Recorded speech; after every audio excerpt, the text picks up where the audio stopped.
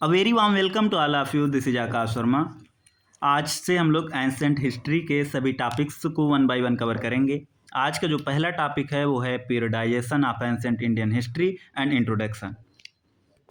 काल विभाजन के इस क्रम में जैसा कि आप सभी को पता ही होगा, जो सबसे पहले आता है वो आता है लिथिक एज।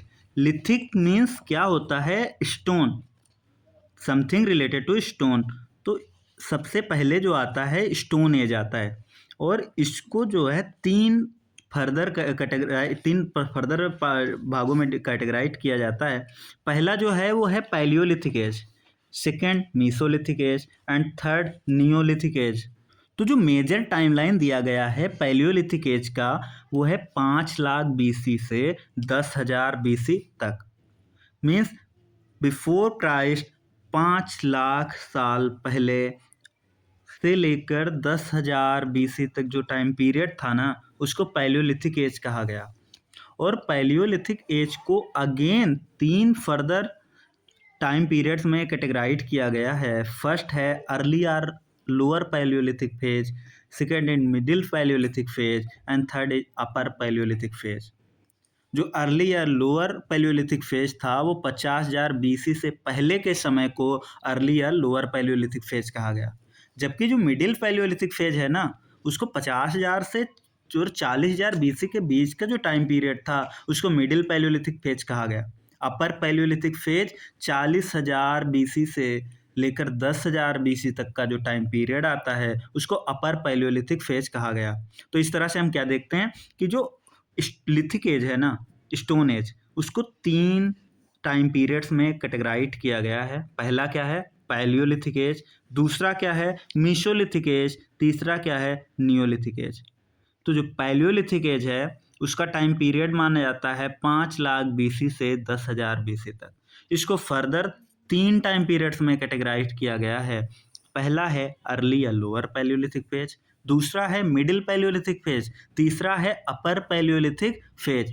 अर्ली या लोअर पैलियोलिथिक फेज 50,000 से पहले का टाइम पीरियड, मिडिल 50,000 से 40,000 बीसी के बीच का टाइम पीरियड, अपर 40,000 से 10,000 बीसी के बीच का टाइम पीरियड। जो मीसोलिथिक एज है ना, उसको कहते हैं कि 9,000 से लेकर फिर 4,000 बीसी के बीच का जो टाइम पीरियड था ना, वो मीसोलिथिक एज में आता है। नियोलिथिक में 5,000 बीसी से लेकर 1800 बीसी के बीच का जो टाइम पीरियड है उसको नियोलिथिक एज में रखा गया है। तो पैलियो, मीसो और नियो के बीच में बाद में जो फर्दर टाइम पीरियड का ये जो कैटेगराइजेशन होता है, इसमें आते हैं कैल्कोलिथिक और आयरन एज।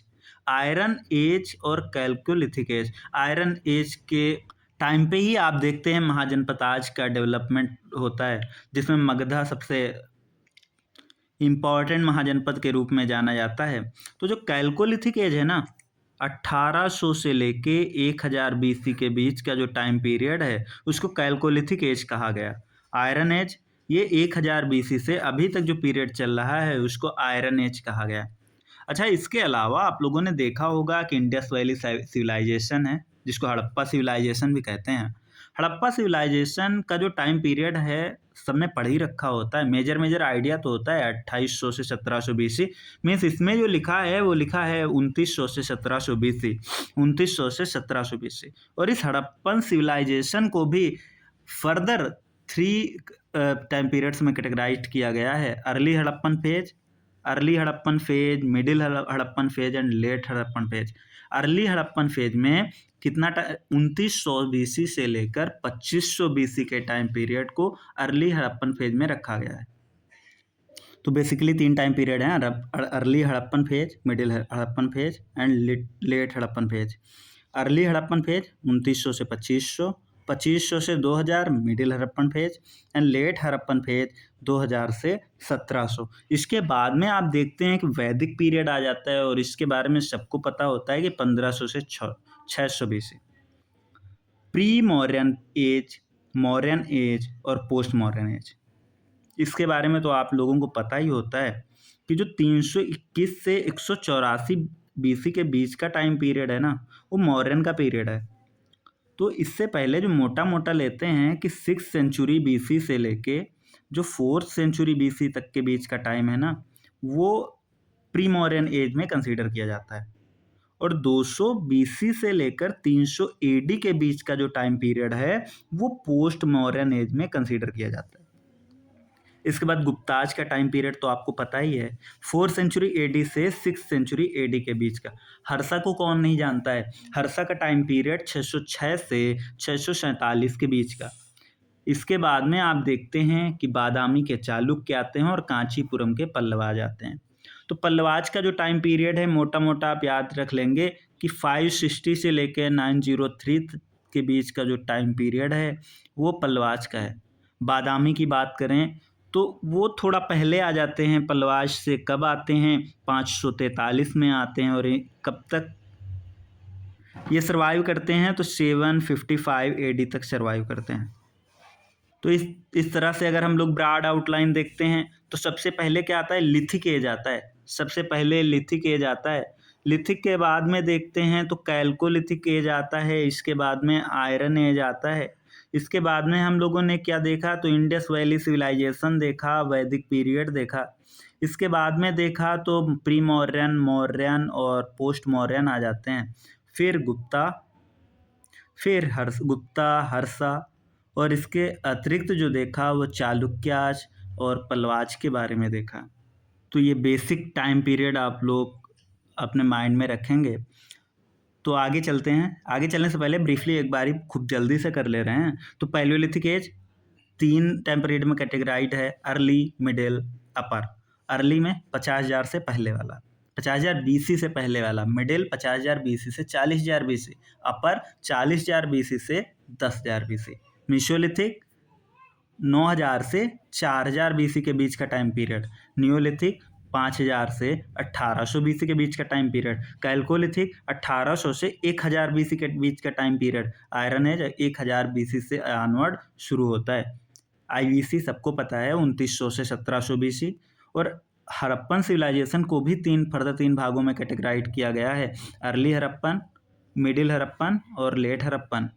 वैदिक पीरियड आ जाता है। वैदिक पीरियड में 1500 से 600 बीसी तक। प्री मौर्यन 6th सेंचुरी से 7th सेंचुरी बीसी के बीच का टाइम पीरियड। मौर्यन एज 321 से 184 बीसी के बीच का time period. Post Mauryan 200 BC से 300 एडी के बीच का टाइम पीरियड। गुप्ता पीरियड कब आया? 4th सेंचुरी से लेकर 6th सेंचुरी एडी के बीच के टाइम पीरियड को गुप्ता पीरियड कहा गया। एज ऑफ हर्षा सबको पता है, 606 से 647। बादामी के चालुक्य, इनका टाइम पीरियड क्या है? तो 543 से 755। मोटा मोटा याद रखेंगे कि 550 से 750। पल्लवाज आप कांचीपुरम 560 से 900 एडी के बीच जो आए थे वो पल्लवाज थे। इसके बाद में आप लोगों ने सुन रखा होगा एरा। एरा क्या होते हैं? तो सबसे पहले आपने शक एरा सुना होगा, विक्रम एरा सुना होगा। तो विक्रम एरा जो है ना उसको विक्रमादित्य ने फाउंड किया था। विक्रमादित्य ने फाउंड किया था। तो हुआ कुछ यूं था कि विक्रमादित्य ने उज्जैन से शकों को भगा दिया था। तो इस विक्ट्री को उन्होंने सेलिब्रेट करने के लिए विक्रम एरा इस्टेब्लिश किया। और विक्रम एरा कब इस्टेब्लिश हुआ? 56 बीसी में। 56 बीसी में विक्रम एरा इस्टेब्लिश हुआ। दूसरा जो आता है शक एरा आता है। शक एरा कब होता है? 78 एडी में। किसने इस्टेब्लिश किया? तो कनिष्क, माना जाता है कि कनिष्क ने शक एरा को इस्टेब्लिश किया था। तो इससे पहले हम लोगों ने देख ही लिया ना कि उज्जैन से विक्रमादित्य ने शकों को भगा दिया था। तो दोबारा उज्जैन में शक के रूल को जो इस्टेब्लिश करता है वो कनिष्का होता है। और शायद कनिष्क ने ही तभी जब उज्जैन में वो दोबारा वापस आया तभी शक एरा की नींव रखी थी। थर्ड जो आता है वो आता है गुप्ता एरा। गुप्ता एरा कब आता है? गुप्ता एरा तो 320 एडी को गुप्ता एरा कहा जाता है। इसको किसने फाउंड किया था? चंद्रगुप्ता फर्स्ट ने किया था। हर्षा एरा तो हर्षवर्धन ऑफ कन्नौज ने इस एरा को फाउंड किया था। और 606 एडी को, 606 ईस्वी को एज ऑफ हर्षा या हर्षा एरा कहा जाता है। इसके अलावा आप लोगों ने देखा होगा लक्ष्मण एरा बंगाल। तो लक्ष्मण एरा ऑफ बंगाल ये 1119 एडी को लक्ष्मण एरा बंगाल कहा गया। और ये माना जाता है बंगाल के रूलर थे लक्ष्मण सेन जी, उन्होंने इसको फाउंड किया था। कलयुग जो है वो 3102 BC को कलयुग एरा कहा जाता है। बुद्धा एरा तो 544 BC को बुद्धा एरा कहा जाता है। और ये जो है ये सिलोन में फेमस है, सिलोन में ये यूज किया जाता है। एरा ऑफ महावीरा तो 528 BC को एरा ऑफ महावीरा कहा जाता है। इसके अलावा नेवार एरा है जो कि नेपाल में यूज किया जाता है। नेवार एरा, इसको 878 AD को नेवार एरा कहा जाता है।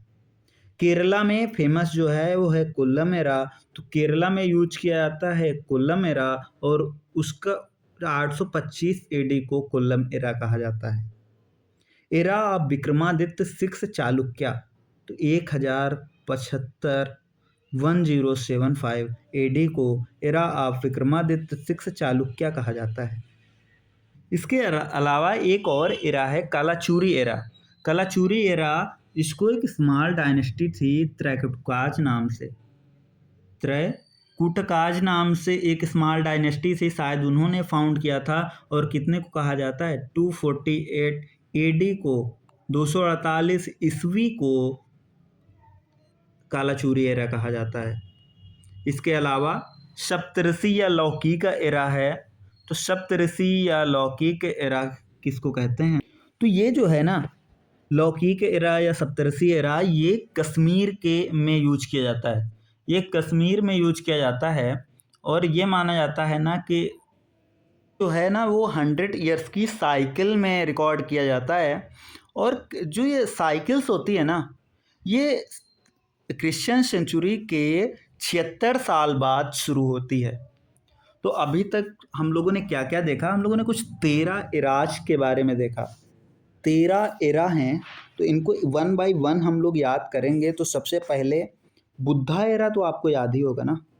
बुद्धा एरा इस 544 BC को 544 BC को बुद्धा एरा कहा जाता है। ये आप लोग सबसे पहले याद करें, 544 BC को बुद्धा एरा कहा जाता है। 544। इतना ही नहीं, इसके बाद में आप देखते हैं महावीरा एरा। दो तो याद ही कर सकते हैं ना, बुद्धा और महावीरा। महावीरा कितने को कहा जाता है? 528 BC को महावीरा एरा कहा जाता है। तो अभी तक हम लोगों ने कितने क्लियर किए? 2, एक बुद्धा, एक महावीरा। बुद्धा कितना? 544 BC। महावीरा कितना? 528 BC। अच्छा, 2 हो जाने के बाद में अभी आगे देखते हैं। एक तो आप लोग कलयुग याद ही होगा ना। कलयुग कब आता है? कलयुग 3102 BC। 3102 BC, ये तो कलयुग याद हो गया। विक्रम एरा किसको नहीं याद है? Vikram era 56 BC। Vikram era 56 BC सबको ही याद है ना। तो 4 एरा तो सबको याद है। एक हर्षा वाला 606, गुप्ताज एरा 320, सका एरा 78 AD और Vikram era 56 BC। 56 BC Vikram era, 56 BC Vikram era, Saka era 78 AD, 320 AD Guptas era और हर्षवर्धन का 606। ये 4 तो सबको याद ही है ना। 4 के बाद में 2 और अपन ने याद कर लिए हैं, बुद्धा और महावीरा। बुद्धा कितना? 544 BC। महावीरा कितना? 528 BC। कलयुग भी देख रखा है। कलयुग कितना है? 3102 BC। लक्ष्मण सेन वाला तो याद ही कर लो ना। 3 बार 1 1 1 1, 3 का स्क्वायर 9, यानी 1119 AD में लक्ष्मण एरा ऑफ बंगाल। तो इस तरह से हमने देखा 8 एरा हम लोगों को याद हो गए। ये मैचिंग में आपसे मैक्सिमम पूछ सकते हैं और वो भी ऐसे क्वेश्चन पूछने के कम ही चांसेस हैं। तो इसके बाद में 4 और एराज हैं जो आप लोगों को याद करना है। 2 तो नाम कितने प्यारे लग रहे हैं ना। Newar era of Nepal. कौन सा? Newar era of Nepal. तो नेवार जो है ना, तो उसमें उसको आप ऐसे याद रख सकते हैं, 8 8 और 7, 8 8 7। तो जो 878 है ना, 878 एडी, ये नेवार एरा है। और इसी तरह एक और है, वो है Kollam era of Kerala. Kollam era of Kerala, और इसका जो टाइम पीरियड है वो है 825। अगर आप 825 याद कर लिए हैं तो आपको याद करने में बिल्कुल भी टाइम नहीं लगेगा। Era of Vikramaditya 6, era of Vikramaditya 6 जो चालुक्यास से रिलेटेड है, इसका जो टाइम है वो है 1075 एडी। 1075 एडी को एरा ऑफ विक्रमादित्य 6 कहा जाता है। एरा ऑफ विक्रमादित्य 6 कहा जाता है। और तो ये सब अगर याद हो जाए ना, तो आप और एक एरा याद करेंगे जो याद करने में बहुत आसान है। 2 2 जा 4, 4 2 जा 8, 248 एडी। 2 2 जा 4, 4 2 जा 8, 248 एडी। और इस एरा को कहा जाता है कालाचूरी, कालाचूरी एरा। इस तरह से हम लोगों ने देखा 12 एराज अभी तक हम लोगों ने पढ़ रखे हैं। एक बच रहा है सप्तऋषि या फिर लौकिक का एरा। तो सप्तऋषि या लौकिक एरा कश्मीर में यूज किया जाता था, और ये सेंचुरीज के साइकिल्स में आता है। और हर एक साइकिल कब शुरू होती है, तो क्रिश्चियन सेंचुरी के 76 सालों बाद।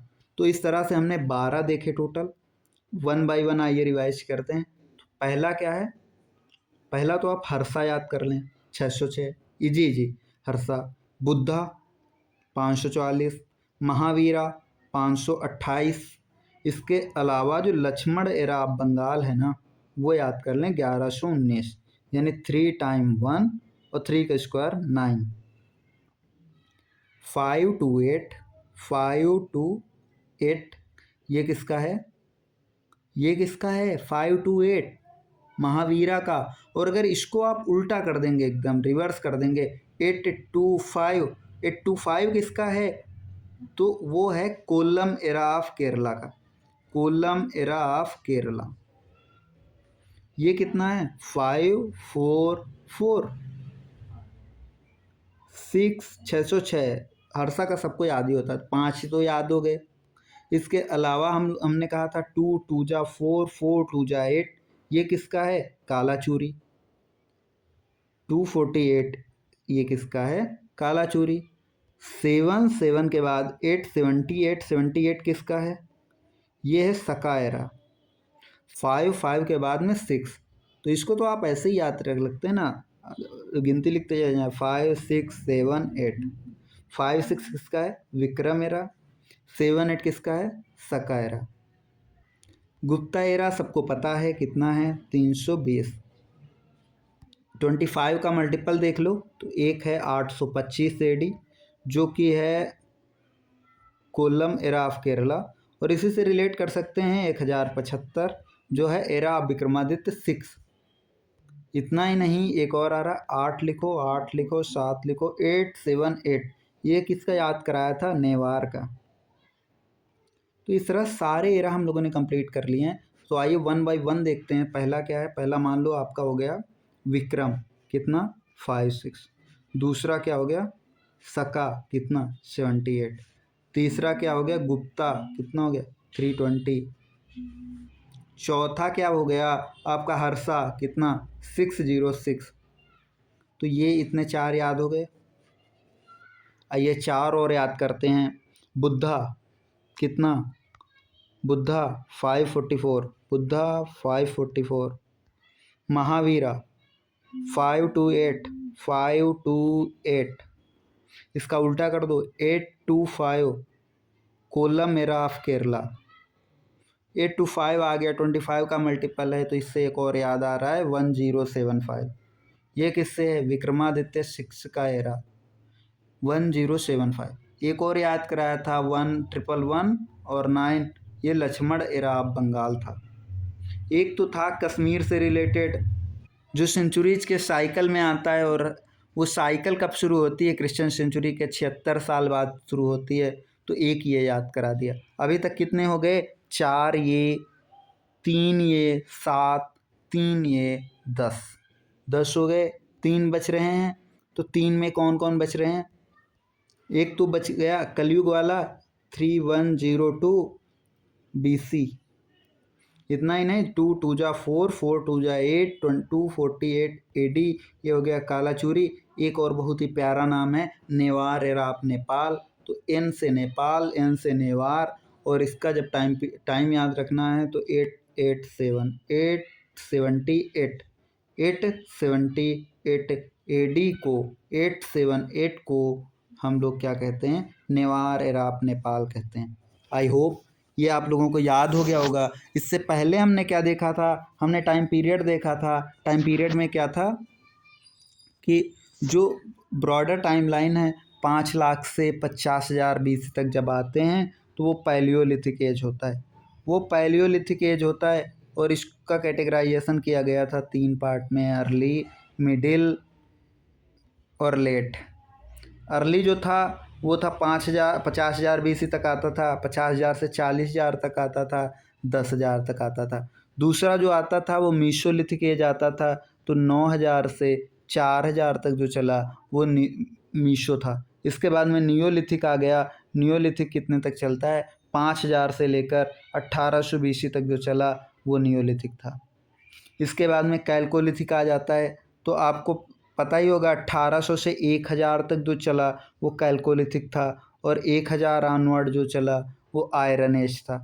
तो ये कैटेगराइज हो जाने के बाद में फिर हम लोगों ने क्या देखा? IVC देखा। कितना था? 2900 से 1800 तक। और इसको फर्दर 3 भागों में कैटेगराइज किया गया था। कितना? 2900 से 2500 तक अर्ली हड़प्पन फेज, 2500 से 2000 तक, 2500 से 2000 तक ये जो था ये मिडिल हड़प्पन फेज था, और 2000 से 1700-1800 तक जो था ये लेट हड़प्पन फेज था। इसके बाद में क्या देखा था? इसके बाद में वैदिक पीरियड देखा था। फिर वैदिक के बाद में प्री मौर्यन, मौर्यन और पोस्ट मौर्यन, प्री मौर्यन, मौर्यन और पोस्ट मौर्यन, ये 3 देखे थे। इसके बाद में क्या? इसके बाद में गुप्ताज, गुप्ताज के बाद हर्षा, हर्षा के बाद में पोस्ट हर्षा, पोस्ट हर्षा के बाद में चालुक्य, और चालुक्य के बाद में जो आते हैं वो आते हैं पल्लवाज ऑफ कांचीपुरम। तो इस तरह से हम लोगों ने टाइम पीरियड को देख लिया। अभी आते हैं, तो कहानी कुछ यूँ है कि इंडिया के वेस्टर्न पार्ट में एक रिवर थी। ये वेस्टर्न रिवर का नाम था इंडस, जिसको यहाँ के जो नेटिव्स थे, जो इंडियंस थे, वो सिंधु कहते थे। वो कहते थे सिंधु।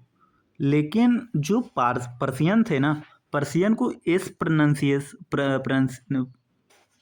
प्रोनाउंसिएट करने में दिक्कत होती थी, तो वो इसको एच पढ़ते थे। तो उन्होंने सिंधु को हिंदू कहना शुरू कर दिया।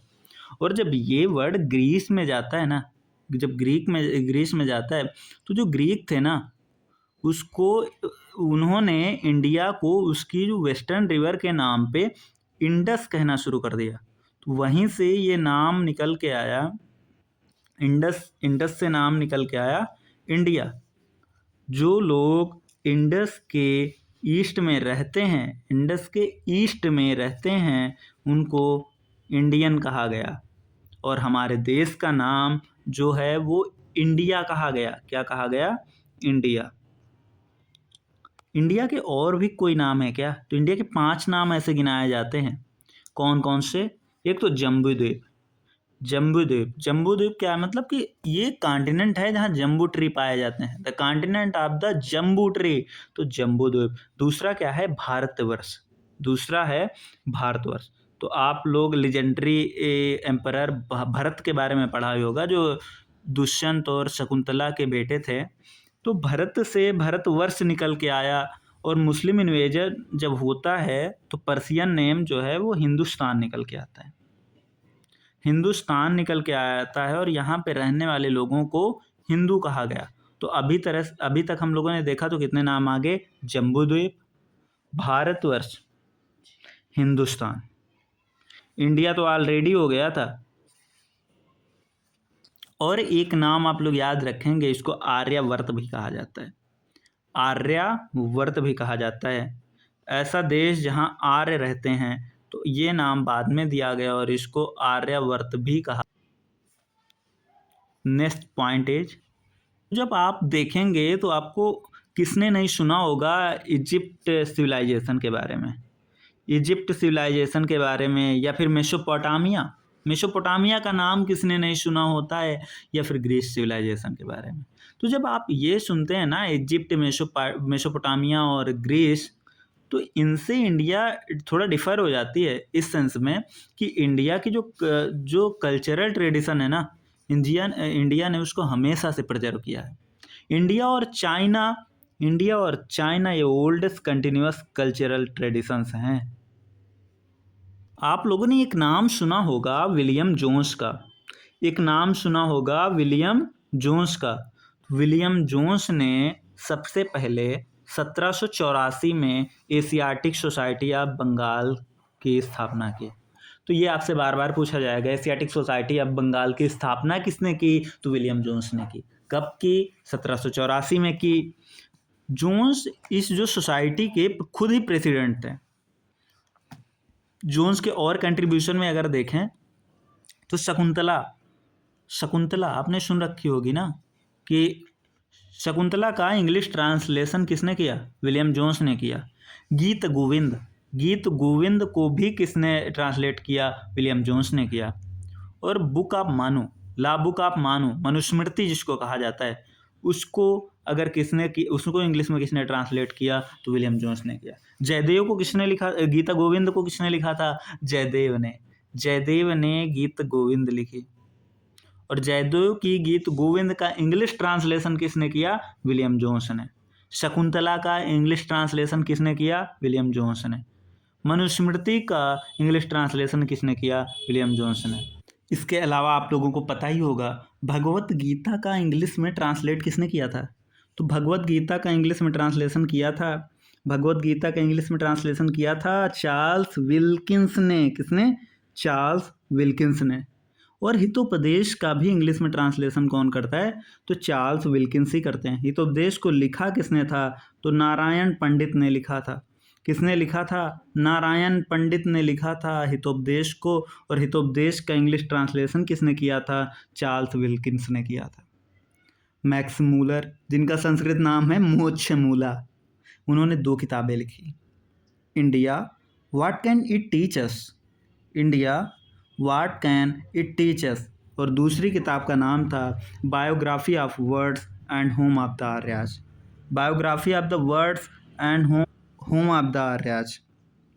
मैक्स मूलर ने ऋग्वेद को भी एडिट किया, और इनकी अलग and also another book called, और इनकी जो अदर बुक है उसको sacred books of the East कहा। मीन्स ऋग्वेद को एडिट करके इन्होंने एक बुक लिखी, उसको कहा गया सैक्रेड बुक्स ऑफ ईस्ट। 3 किताबें इनको याद रख लेंगे आप लोग। India what can it teach us, biography of words and home of the Aryas, and third one sacred books of the East. एक नाम आपको देखने को मिलेगा जेम्स प्रिंसेप का। तो जेम्स प्रिंसेप ने पहली बार क्या किया कि जो ब्राह्मी स्क्रिप्ट है ना, ब्राह्मी स्क्रिप्ट को इंटरप्रेट करने वाले कौन थे? ब्राह्मी स्क्रिप्ट को इंटरप्रेट करने वाले सबसे पहले व्यक्ति जो थे वो जेम्स प्रिंसेप साहब थे। और ब्राह्मी स्क्रिप्ट में आप लोगों को पता होगा अशोका के जितने भी एडिक्ट्स हैं वो ब्राह्मी स्क्रिप्ट में ही लिखे गए हैं। 1862 में अलेक्जेंडर कनिंघम को अपॉइंट किया जाता है आर्कियोलॉजिकल सर्वेयर ऑफ इंडिया। तो ASI का जो हेड बनाया जाता है वो किसको बनाया जाता है? अलेक्जेंडर कनिंघम को 1862 में। इंडियन आर्कियोलॉजी के जो फादर के रूप में जाने जाते हैं वो कौन है? Alexander Cunningham. अलेक्जेंडर कनिंघम को इंडियन आर्कियोलॉजी के फादर के रूप में जाना जाता है।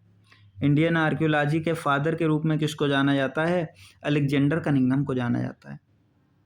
और आर्कियोलॉजिकल सर्वेयर ऑफ इंडिया कौन बनता है? 1862 में अलेक्जेंडर कनिंघम बनते हैं। तो आर्कियोलॉजी होती क्या है? आर्कियोलॉजी को ऐसे डिफाइन किया जाता है कि एक साइंस है जो कि old which enables us to dig the old mound systematically in successive layers to form an idea of material life of the people. इसके अलावा न्यूमिस्मैटिक, आप लोगों ने एक शब्द सुना होगा न्यूमिस्मैटिक्स। तो न्यूमिस्मैटिक्स क्या होता है? जब कोई कॉइन्स की स्टडी करता है तो उसको न्यूमिस्मैटिक कहा जाता है। इसके अलावा एक टर्म आप लोगों ने सुना होगा एपिग्राफी। एपिग्राफी क्या होता है कि मीन्स स्टडी ऑफ इंस्क्रिप्शंस को एपिग्राफी कहा जाता है। स्टडी ऑफ इंस्क्रिप्शंस को एपिग्राफी कहा जाता है। और स्टडी ऑफ जो ओल्ड राइटिंग है ना, जो इंस्क्रिप्शन में यूज होती है, और उसको जो कहा जाता है पैलियोग्राफी कहा जाता है। पैलियोग्राफी क्या होता है? Study of old writing use inscription and other old records is called palaeography. तो हम लोगों ने 4 शब्द देखे, तो इन चारों शब्द के मतलब आप लोग समझ लेंगे कि पैलियोग्राफी क्या कहा जाता है। तो इंस्क्रिप्शन जो राइटिंग लिखी होती है उसका स्टडी करना पैलियोग्राफी है। एपिग्राफी क्या है? इंस्क्रिप्शन का स्टडी करना एपिग्राफी है। न्यूमिस्मैटिक क्या है? कॉइन्स का स्टडी करना न्यूमिस्मैटिक है। आर्कियोलॉजी क्या है? मीन्स कि जिसमें हम लोग ओल्ड माउंट्स को सिस्टमेटिकली खोदते हैं, उसमें जो मदद करता है या फिर उसको जो पढ़ने में, आर्कियोलॉजी। एक क्वेश्चन आपसे बार बार पूछा जाता है कि जब इंडस वैली सिविलाइजेशन की डिस्कवरी हुई तो आर्कियोलॉजिकल सर्वे ऑफ इंडिया कौन था? तो director general of archaeological survey of India उस समय जॉन मार्शल साहब थे। कौन थे? तो जॉन मार्शल साहब थे। जॉन मार्शल साहब थे। दूसरा आता है कि एक बुक थी अर्ली हिस्ट्री ऑफ इंडिया।